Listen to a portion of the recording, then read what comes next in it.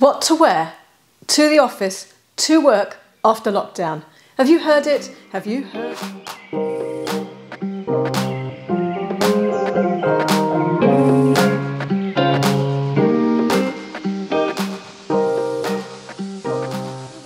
After lockdown.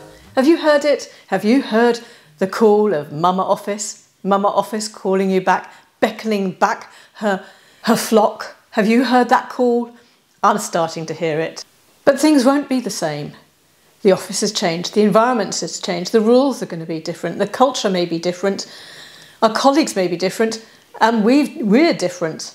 I'm different, I'm certainly different. We've all got used to a more casual way of dressing. Will that carry over into the office or not? Will we want to be dressing up smart because we're actually going out and seeing people? For real. Social distancing to accommodate. There's maybe the office is now hot desking and you haven't got your own desk. Brings dilemmas.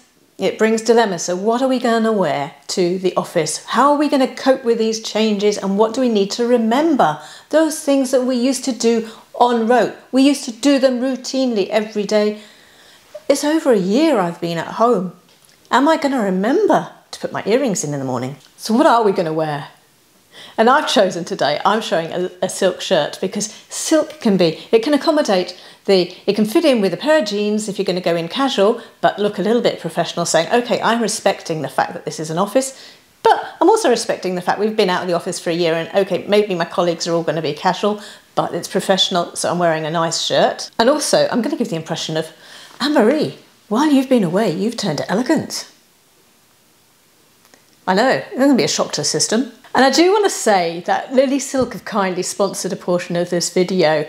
And why have I decided to work with the LILYSILK? Well, I've just said it, a silk shirt. You can't go wrong in an office going back to work in a silk shirt. You just cannot, because it does suit smart, it does suit casual, and you can wear it at weekends as well. So absolutely perfect. And LILYSILK is such an affordable silk too. Another reason I absolutely am already a silk fan, and I am already a LILYSILK fan. So a few years ago, I actually started using silk pillowcases. And the reason was I had actually read an article about the benefits of sleeping on a silk pillowcase. And it made so much sense to me that I then bought myself a silk pillowcase. And then after a few years, I bought another one.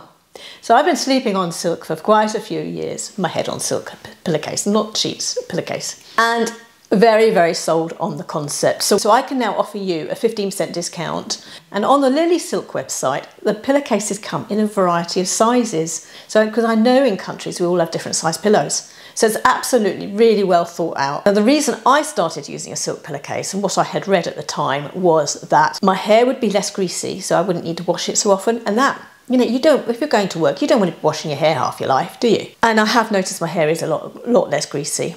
Less tangled, yes, definitely. I wake up in the morning with less tangled hair because it's a smoother material. There's less friction and there's less greasiness from heat. Dermatologists say that it helps with moisture retention and wrinkles. Now, I'm not a dermatologist, so I can't talk to that at all. I do know that when I read the article, I was sold on the idea anyway, the concept. I thought, what's there to lose? What is there to lose in having a silk pillowcase? As long as it's affordable silk, and LILYSILK is affordable silk. So what was there to lose by buying a silk pillowcase was my thinking at the time. And I have absolutely loved it. Why risk not using it? You know, it made so much sense, that smoother material, the fact your face can just slide across it when you're sleeping rather than being pulled and dragged. Anti-allergenic properties as well, good for eczema.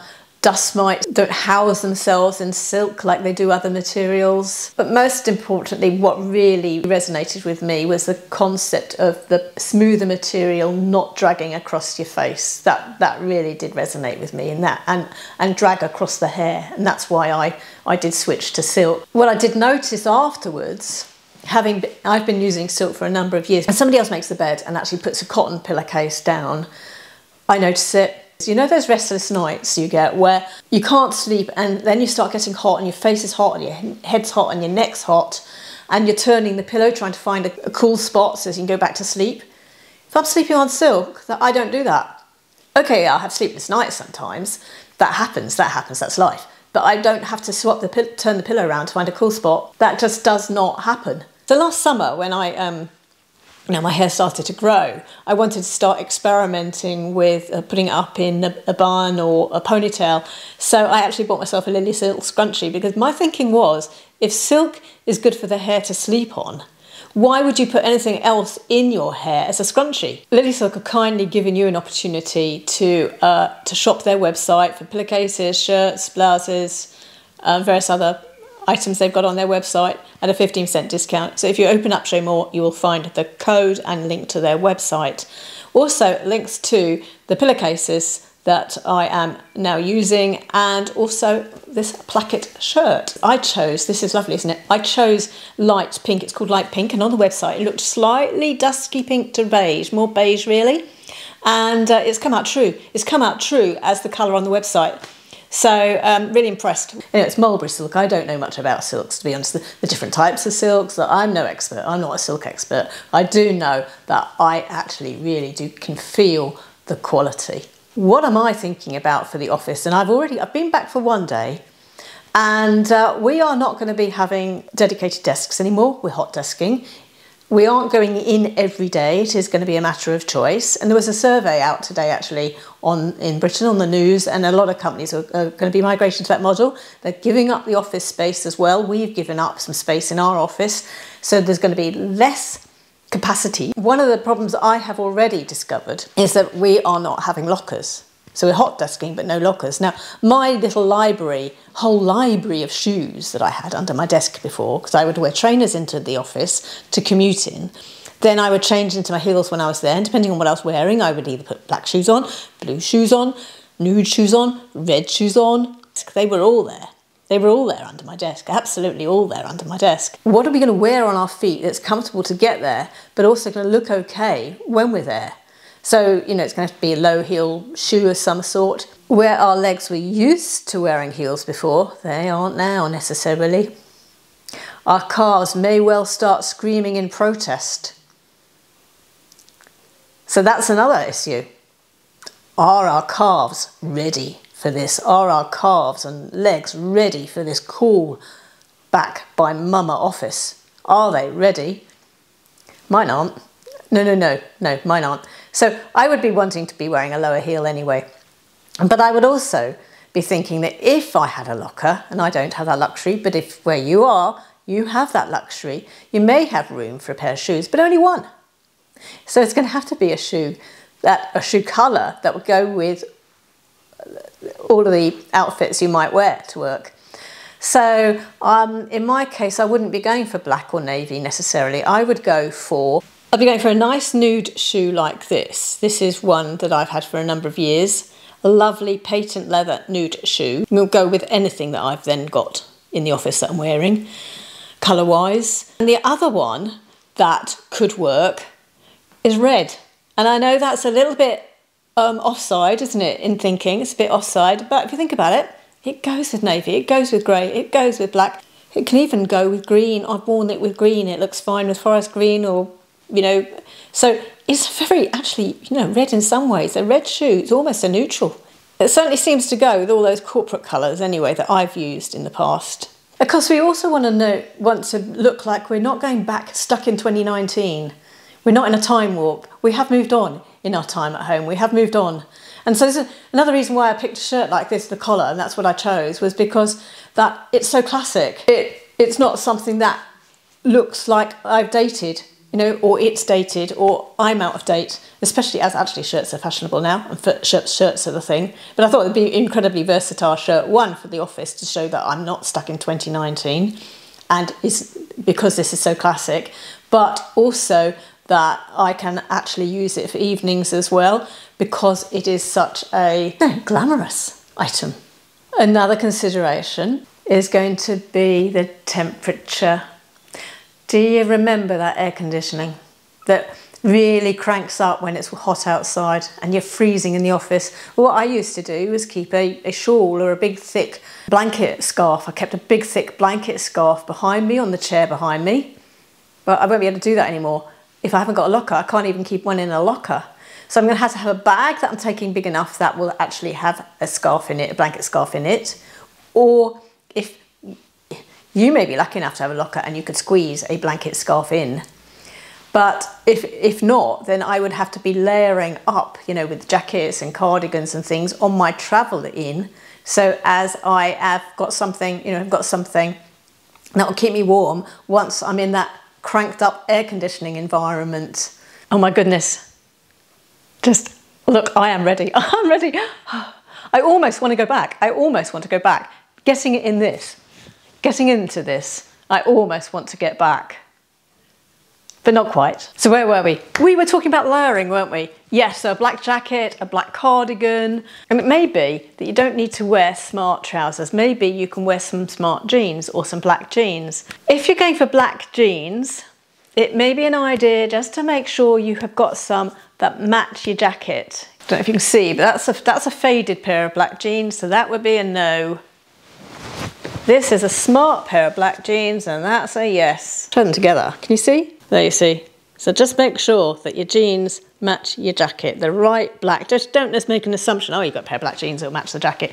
It won't necessarily. It won't necessarily. I always kept my jewellery simple. I wore jewellery. At home I haven't been. I've been forgetting about it, but we'd have to go back to that.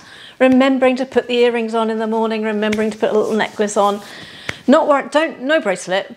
Remembering not to wear a bracelet. At home, maybe I'm more likely to wear a bracelet, actually, because it's casual. But in the office, I wouldn't, because of your jangle, dangle, dangle, dingle, dangle against the keyboard. Not only annoying to you, but everybody else around you. But earrings, I kept very simple. I would wear studs, little pearl studs maybe, or gold stud, or silver stud, if silver's the colouring you use. A little very simple necklace, nothing very big and bold necessarily. And keep it handy, because I'd get up and have to be out that door really quickly, so I wouldn't be hunting for jewellery. I keep my earrings, my necklace, my ring, my watch, all in a little dish, ready to put on in the morning. Simple. That was my routine, and that's what I'd have to do again. I'd have to remember to do this. And makeup. My makeup was different in two ways, actually, two big ways. One, I would wear powder. And at home, I haven't been doing that. I have been wearing foundation and then and blusher and eyeshadow and so on. But I haven't used powder. Going to work, I would use powder to keep my makeup on longer, and it gave me a better finish to my face and it wasn't shiny. So I would be wearing powder. I would have to get back into the use and routine of doing that. Make sure I've got some powder. I mean, that's another problem, isn't it? You know, making sure you've got your powder. Another makeup point was I wore different eyeshadows. So for the office, I wore cooler tones to go with the cooler clothes I was wearing, colouring wise, navies, the greys, the blacks, beiges and so on. Those cooler tones that were corporate, I wore corporate coloured eyeshadows. So I had a palette. Sorry, Alex, the gadget starting up here. I had a palette of, maybe she just put an order of eyeshadow in for me, or powder. Maybe she heard me. Did you just put in an order of powder for me? That's clever. No, she hasn't. Yeah, so my palette I used was very cool toned. It's the Tartelette in Bloom palette, the original one. Mattes, all mattes, and as I said, cool shades. So that was my work palette. And while I've been at home, when I've been putting eyeshadow on, I've been experimenting with all sorts of palettes, and some sheens and some glitters and some, you know, non-matte variations. So I would, you know, I've got to dig out, you know, remember that for work, it's a different palette, eyeshadow palette. So I've been thinking about some outfits and how they would look different from how I was dressing before I left. And as people have been at home, and we've been seen on these Zoom calls, people in their hoodies and their sweatshirts and their t-shirts, and no one's really dressed up. Maybe there will be more casual wear as well as a mix. So I put together a few outfits. One, for instance, using the nude heels, but along with a pair of wide-legged navy trousers and a jumper. This is a colour block jumper, would keep me warm in the air-conditioned environment and has those corporate colours in it. So this would be one option. Then taking the same wide-legged trousers in blue, a navy striped shirt, being on trend, remember, a shirt, so you're not stuck in 2019, you're not, you know, you're being classic for work, but at the same time on trend as well, if that matters to you. A nice little belt with some gold buckling around it that is It gives it a bit of corporate bling, and again, the nude shoes. Simple jewellery, just a little necklace and earrings. A slightly more casual environment, or smart casual environment, it may be you could wear some smart trousers, such as a pair of black trousers and that striped shirt, or a collared shirt, and put a jumper over top for warmth, for the air conditioning that's cranked up, remember, and have the shirt hanging down below the jumper, have the cuffs showing, have the collar showing, and that's a sort of a smart casual look that you may be able to get away with in your office environment. But if you can't quite get away with that, just tuck the shirt in and wear a jumper over the top of a shirt, the shirt tucked in, so you haven't got the tail hanging down under below. That's slightly smarter, and that again, add the nude pumps. When I went in last week, I actually used this navy shirt that I'm showing here. I used a belt over. I had the shirt hanging out over a pair of smart trousers. I put a belt around it, so I've got that belted look that we're seeing that's quite current at the moment, and I used a long cardigan, and I felt this was up to date. I'm not stuck in 2019.